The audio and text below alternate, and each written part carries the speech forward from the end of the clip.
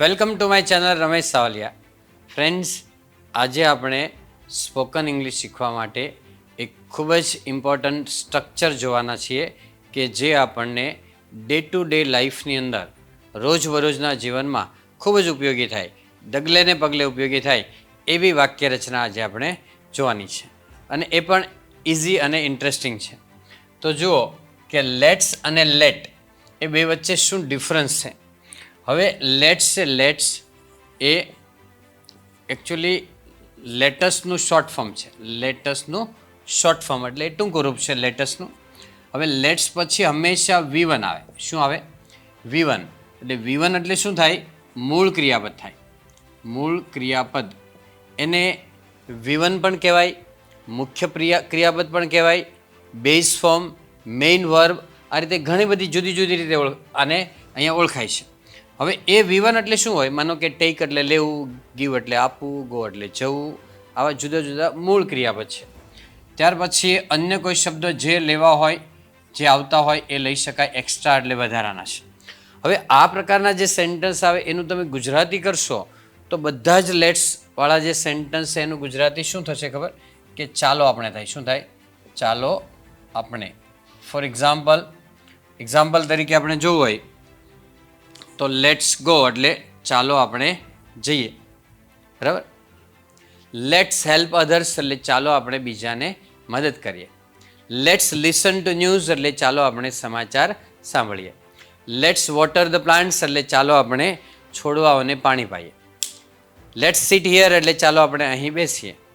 Let's weight for them એટલે ચાલો આપણે તેઓને માટે રાહ જોઈએ. લેટ્સ સેલિબ્રેટ વન મહોત્સવ, ચાલો આપણે વન મહોત્સવ જોઈએ. લેટ્સ ઇન્વાઇટ ધેમ એટલે ચાલો આપણે તેમને ઇન્વાઇટ કરીએ. લેટ્સ અરેન્જ બુક્સ એટલે ચાલો આપણે પુસ્તકો ગોઠવીએ. લેટ્સ વોચ સનસેટ, ચાલો આપણે સનસેટને નિહાળીએ. Let's go by this way, ચાલો આપણે આ રસ્તેથી જઈએ. લેટ્સ બુક ટિકિટ્સ, ચાલો આપણે ટિકિટ્સ બુક કરીએ. ઓકે ફ્રેન્ડ્સ, એ રીતે ગુજરાતી ટુ ઇંગ્લિશ જુઓ. એ ઇંગ્લિશ ટુ ગુજરાતી જોયું, હવે આપણે ગુજરાતી ટુ ઇંગ્લિશ જોઈએ છે. ચાલો આપણે અહીં ઊભા રહીએ, બરાબર. તો લેટ્સ સ્ટેન્ડ હિયર. ચાલો આપણે એક કાવ્ય વાંચીએ. Let's read a poem. એના માટે પોઈમ માટે રિસાઇટ શબ્દ છે એક. રિસાઇટ એટલે વાંચવું છે, પઠન કરવું છે. પોઈમ અથવા પોએટ્રી માટે ખાસ શબ્દ છે રિસાઇટ, પણ રીડ કહેશો તો ચાલશે. Let's read a poem. ચાલો આપણે પેન અહીં મૂકીએ, તો let's put the pen here. ચાલો આપણે દાખલા ગણીએ. લેટ્સ ડુ ધ સમ્સ અથવા લેટ્સ સોલ્વ ધ સમ્સ. ચાલો આપણે ગાડીને ધક્કો મારીએ. Let's push the cart. Cart એટલે ગાડું છે, બળદગાડું છે. અને ચાલો આપણે બળદગાડાને ખેંચીએ તો લેટ્સ પુલ ધ કાર્ટ કહેવાય. શું કહેવાય? લેટ્સ પુલ ધ કાર્ટ, બરાબર. ચાલો આપણે કૂદીએ તો લેટ્સ જમ્પ. ચાલો આપણે ક્રિકેટ રમીએ, લેટ્સ પ્લે ક્રિકેટ. નેગેટિવ હોય તો લેટ્સ પછી નોટ મૂકવાનું છે. ફોર એક્ઝામ્પલ, ચાલો આપણે તેને ડિસ્ટર્બ નહીં કરીએ તો લેટ્સ નોટ ડિસ્ટર્બ ધેમ. ચાલો આપણે પ્રાણીઓને ખીજવીશું નહીં તો let's not tease animals. Tease એટલે ખીજવવું થાય, એનું સ્પેલિંગ છે TEASE. ચાલો આપણે ફાસ્ટ ફૂડ નહીં ખાઈએ તો let's not eat fast food. ચાલો આપણે ઠંડુ પીણું નહીં પીએ તો let's not drink cold drink. ચાલો આપણે બીજાને હેરાન નહીં કરીએ. હેરાન કરવા માટે કયો વર્ડ છે?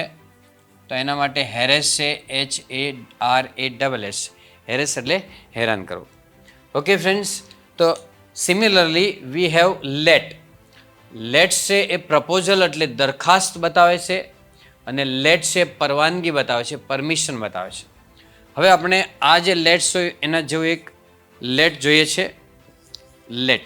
હવે લેટ છે, આ લેટ્સ એમાં તરત જ વર્બ આવતું હતું, અને લેટની પછી મી, હિમ, હર, ધેમ અથવા ટીચર કે આવું કોઈ નામ આવશે. કર્મ વિભક્તિ આવશે અથવા કોઈ નામ આવે. અને ગુજરાતી કરો ને તો એ બધામાં ગુજરાતી ને આવશે. શું આવશે? ને.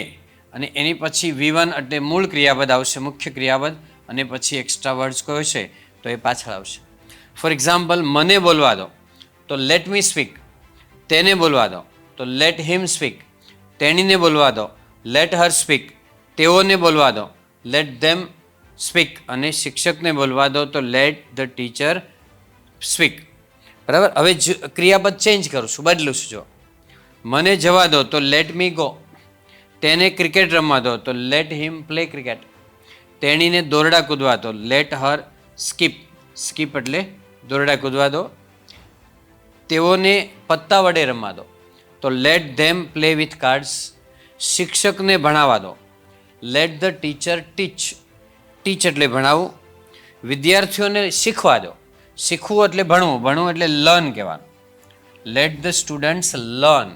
અથવા સ્ટડી કહો તોય ચાલે કે let the students study. Study એટલે અભ્યાસ કરો અથવા લર્ન એટલે શીખવું, ભણવું. બરાબર. ફોર એક્ઝામ્પલ, ખેડૂતને ખેતર ખેડવા દો તો let the farmer plough the field. માળીને છોડવાઓને પાણી પાવા દો, પરમિશન આપો એમ કે let the gardener water the plants.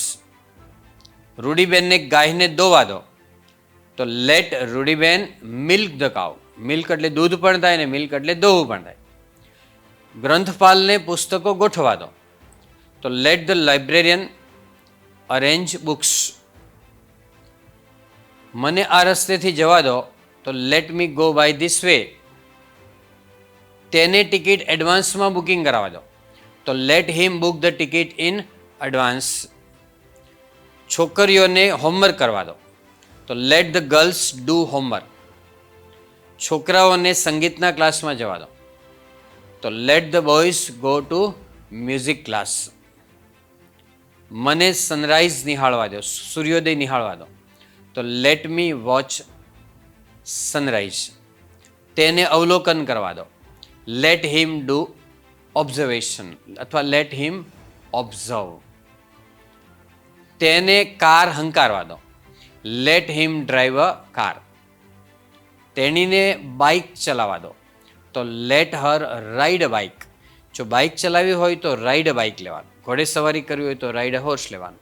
પણ કાર અથવા મોટું વ્હીકલ ચલાવવું હોય તો ડ્રાઈવ કહેવાનું છે, ડ્રાઈવ અ કાર. અને ride a bike, ride a bicycle, ride a horse એટલે ઘોડે સવારી કરવી. Okay friends, so that's all. Happy learning, happy sharing. Thank you very much. મિત્રો, વિડીયો ગમે તો લાઈક કરો, શેર કરો અને ચેનલને સબસ્ક્રાઈબ કરો. અને જે પ્રકારનો વિડીયો જોવો હોય, જે ટૉપિક ઉપર વિડીયો જોવો હોય એ ટૉપિક તમે કોમેન્ટની અંદર લખીને અમને જણાવો.